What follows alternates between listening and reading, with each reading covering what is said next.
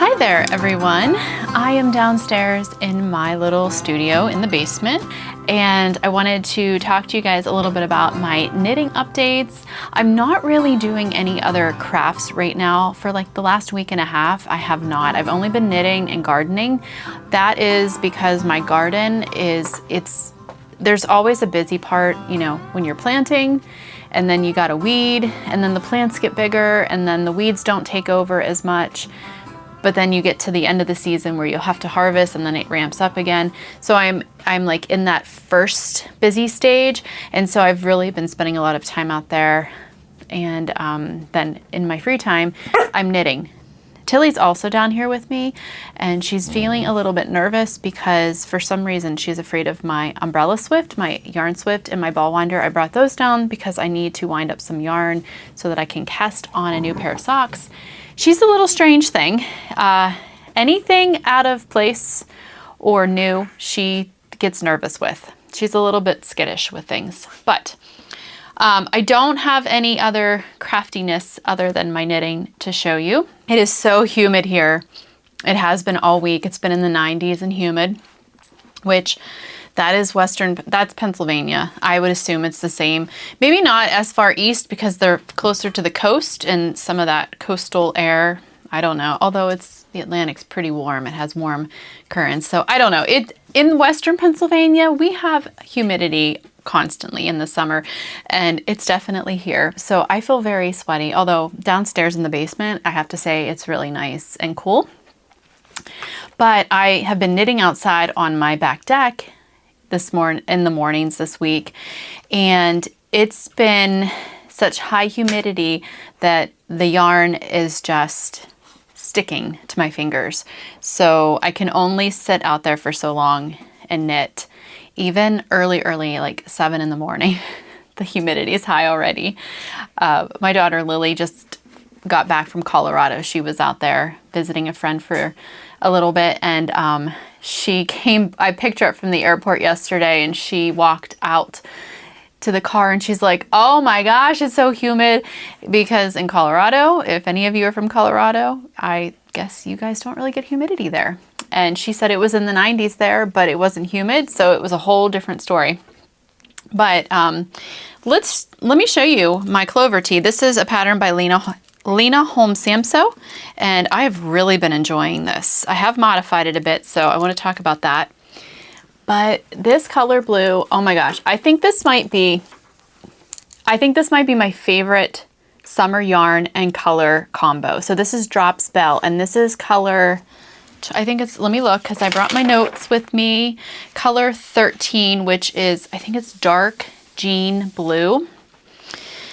And I am knitting the size 2, which is going to give me a 38-inch finished circumference. I decided to do that because I just finished knitting my prospect tee, and I showed that in my last episode. Unfortunately, it is a bit big on me. Like, I don't know that it's not overly noticeable, but it just felt too big. So I'm gonna reblock it, and I'm gonna throw it in, I'm gonna re-wet it, and I'm gonna throw it in the dryer for a little bit. It's made out of Pearl Soho linen quill. So I'm going to do this very strategically, but I want to try to shrink it a bit. And if I knit that pattern again, I'm going to go a size down. And I think what happened is, I think for that project, I went by my full bust measurement rather than my like measurement under my arms here. And every time I do that, my garment turns out too big. So it's not so much of a big deal when I'm knitting like a cozy winter sweater, but when I'm knitting summer shirts, I don't really, that's not the look I'm necessarily going for, especially not in that particular pattern. And it was nothing with the pattern. It was just me and using the wrong measurement. But so I'm knitting the size 2, 38-inch finished circumference, which will give me 2 inches of positive ease, but I think I'm going to end up getting a little bit more than that. And the way that I modified this, and I'm also knitting this on US 5 needles, size needles, instead of the 6, US 6, that the pattern calls for, because when I checked my gauge with the 6, it was too big. So I went down to a 5, and I like the fabric a lot. Let me give you a close-up. It's very drapey, and I just love this yarn. I love this yarn so much. I like Drops Belle. I think that is no secret. This particular colorway though feels so much softer than other colorways I've used. And I've used a lot of Drops Belle. So I don't know if it was just this batch, because it's all the same, like all of the skeins are the same content as far as fibers. But also this color is amazing. This is like the perfect yarn and color combo for me. I love this color. I'm already, in my brain, is already thinking I need another summer shirt, or maybe an Olga done in this Drops Belle, but done with this color and then a green stripe. So blue and green, because those are my 2 favorite colors. I don't know. I'm thinking about that, but I think that would be a really fun project. Yes, so we will see but I'm like, Amber, stay on track, Amber, because I have some plans. Okay, so let me stay on track here. So you are see the little lace motifs on the yoke? That's a circular yoke. You work a circular yoke and then you finish up with raglan increases, only a few. And I must have a different row gauge than the designer.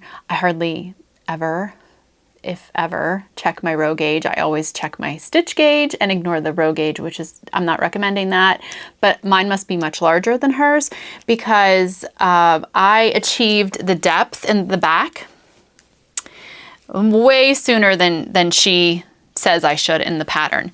But another reason, okay, so you were supposed to do 7 rounds of these lace motif thingies, the little clovers. I only did 5. The chart has 7, I did 5. The reason for that is because, first of all, I was going to have a much deeper yoke depth if I did not. But before I even realized that, I decided I wanted to only do 5 motifs deep because I could tell. Let me lay this over my, I hope it doesn't make too much noise, but I want to show you what I'm talking about.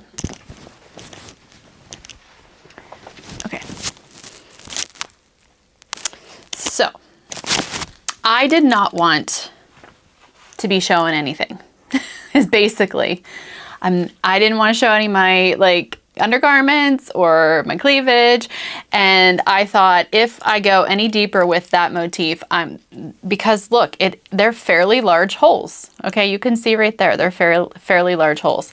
And I just didn't want to be showing my stuff. Okay, so I decided I was going to end that early. Now, because of that, I did have to do a little bit of math and to figure out like where to place the raglan increases, but it was not hard. It's so easy now. Listen, a little tip, there's lots of tools on the internet. You could even, if you don't have access to like a tool, a knitting tool, you could even use AI, which is what I did. And I know that a lot of people complain about AI, and I get it. I get it, but it's also can make, you can also use it very efficiently and like for your benefit if you're using it as a tool in certain ways. So I actually got onto AI. I just did like the Google AI thing. And I said, I have this number of stitches. I need to evenly place my stitches so that I can, you know, for my 2 sleeves, my front and my back, and I need to put in raglan increases. How can I do this in an even way? Now, yes, I could have sat down and thought about it. I realize it. And probably some of you are going to think that I'm dumbing myself down. So I get it. I hear what you're saying. But for me, that was such an easy way. It told me then, okay, knit this number of stitches, put your markers for your raglan, knit your sleeve, put your other raglan markers, knit your front, and then, you know what I'm saying? Like the whole way around. So that made it super easy for me, and I didn't have to think too much. Now, of course, you could, because I think you want to leave, like, if there's a ratio as far as like how many stitches to have for your sleeves and how many to have for like the body. But I just used AI. And I think for me, I know there's a lot of people who complain about AI, and I get it. I get it because it does feel like it's taking over things, and that is really frustrating. But I also think that we can wisely use it as a tool for certain things. So, okay. So that is how I modified it. I did only 5 instead of 7 of the lace motifs, and then I had to modify the numbers a little bit. And then I also didn't have to do as many raglan increases because my yoke depth was already deeper than hers. But that's all I'm going to say about this. But isn't this just so, I just love this blue. It's the perfect blue. I want to knit so many things in this blue. I really love it. I love it so much. This is not going to take me too much longer, I don't think. Basically, I'm going to be dividing the sleeves now or putting the sleeve stitches on a marker and knitting the body and then going back and getting the sleeves. And it's just going to be all stockinette, which honestly sometimes slows me down because if I find it really boring. Like, I really enjoyed this lace. It was so easy. If you're a beginner lace knitter, this is a very easy lace pattern, and it is charted, so you do need to read a chart to do it. But yeah, super, super easy and very beautiful. I'm really glad that I decided to cast this one on with this yarn. I think it's a perfect match. I've also been working on another summer tee in the Drops Belle. And that is my Farnham tee. And this one I have already. Now this is not like a circular yoke. This one, it's very wrinkly.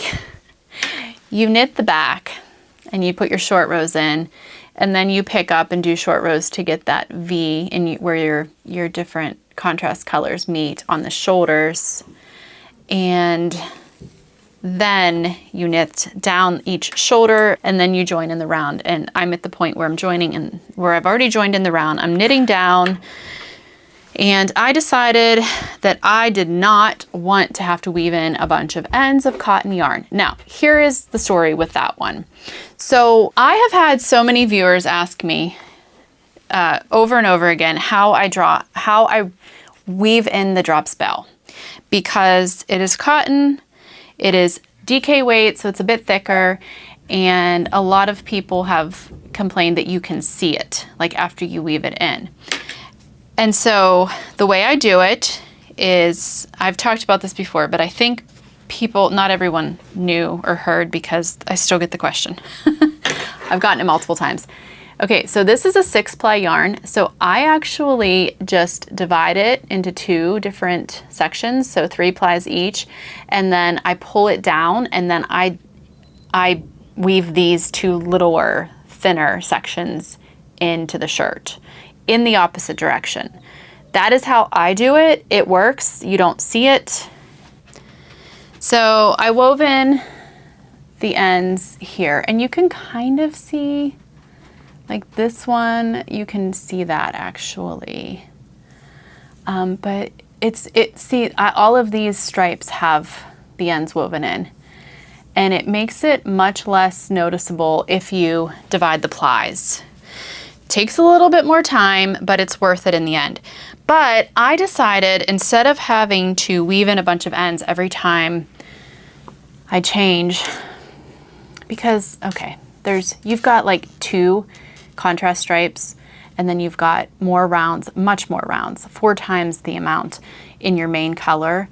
And the pattern says, I think the pattern says to drop the yarn after each, like cut your yarn after each contrast stripe. And I was like, no, that will be way too many ends to weave in, and that's way too many cotton ends to weave in. It just, no. So I'm carrying the contrast color up, and I will show you. I'm using a jogless join. It's not perfect, but I think I tried a couple, and I just think it's the nature of cotton yarn. So, I mean, here is my beginning of round right in here. It's very wrinkly, guys, sorry. But I don't think that's too bad. I mean, it's not overly, it's definitely noticeable, but it's not overly noticeable. But what I'm doing is I'm carrying and twisting the contrast yarn up the back.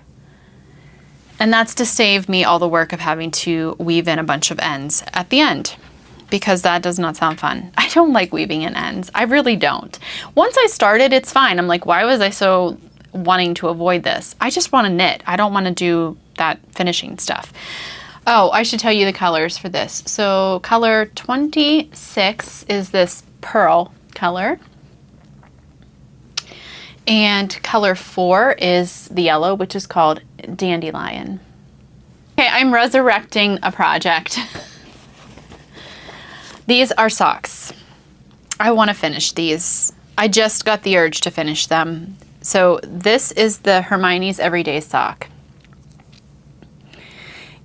I don't know if you were here last summer and you watched my camping vlog, I actually found this yarn in a thrift store in the town that we were camping in. And they had it marked for, was it $1? And they had it labeled as cotton yarn, but I knew it was like a wool and nylon. So it was already caked up like this when I bought it.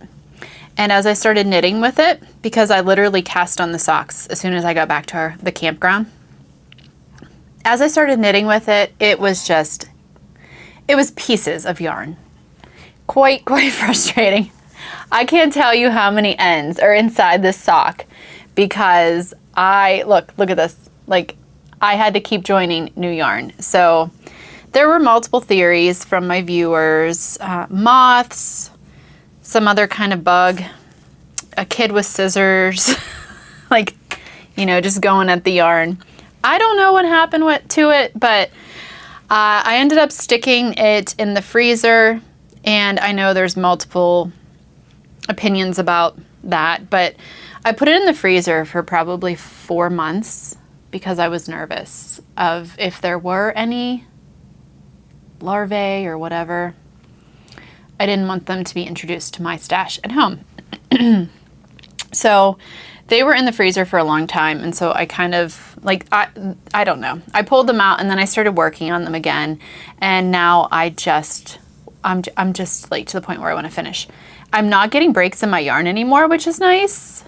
So my second sock is probably going to be a lot less squishy than the first, because this first one has a lot of joins, which means I would have like held the yarn double for a while, because I try to weave in my yarn as I go or knit it in as I go. And so it does make it a little bit more plumper. So the second sock is probably not going to be quite as plump, but I thought I would get started on these again. I haven't felt like knitting socks. And so I really just have not been knitting socks. I mean, I have, just not like I used to. However, I want to show you, I talked about a yarn purchase that I made on my last episode. Barnyard Knits released a fingering weight yarn called Beach Ball. And I had ordered it really as soon as I saw it. I ordered it because I'll put the picture up here on the screen of what it looks like knitted up. I have the skein. Let me grab it. Okay. So this is the skein of yarn. It's very pretty and fun, but I would have never, I would not have thought, oh, I want to make a pair of socks with this if I had not seen their knitted sample. So this is going to be so fun, and seeing that sample made me want to knit socks again. So I'm going to cake this yarn up today and cast these on. I have my needles already. I'm going to use a US 1. I usually use a 0, but I can't find any of my zeros. So I'm pretty sure that means I have too many socks that are hibernating with my size 0 needles in them. So I usually do a US 0 and I cast on 60 stitches. So I think what I'm going to do instead is 56 stitches on the US 1. And I'm going to get started on these.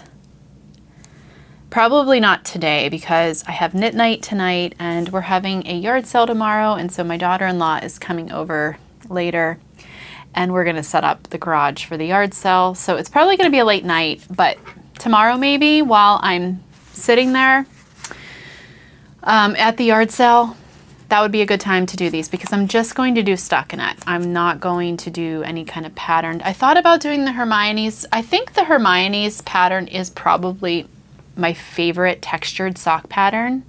I've made so many pairs of the Hermione's, and it is a free pattern. I would say it's my favorite textured. So I did think about doing these in that, but I think I just want to let the yarn shine and just do a stockinette. So that's my plan. All right, well, let's get this yarn wound up so we can get another pair of socks started.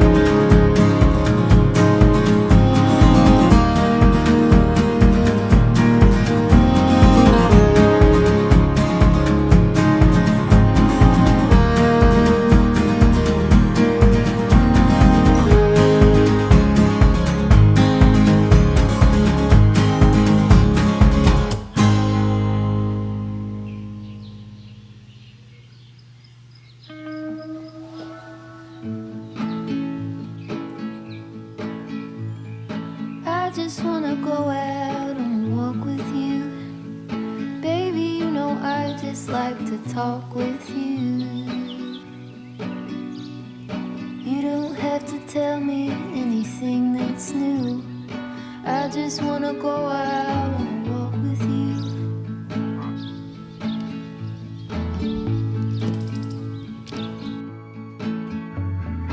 I just wanna see your shadow next to mine, sailing over pavement with our two outlines. I like to see the shape you're in from time to time. I just wanna see your shadow next to mine.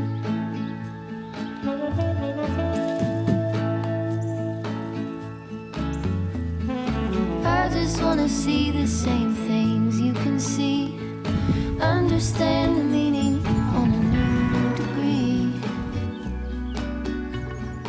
Maybe that could happen when you're next to me. I just wanna see the same things you can see.